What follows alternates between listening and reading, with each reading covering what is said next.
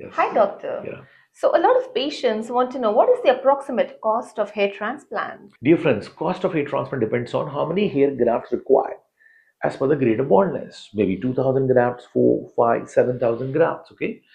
So number of grafts. Number two, the cost may range from 20 rupees a graft, 25 rupees a graft, 30, 40, 50 rupees a graft. On an average, 20 to 50 rupees a graft in good qualified clinics, safe clinics. Yes, there are some friends, even we sometimes have a special package costing 100 rupees a graft.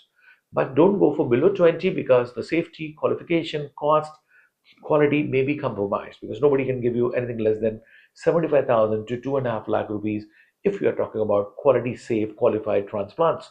Of course, you should see how old is the clinic or the doctor, at least 10 years into the practice of a transplant.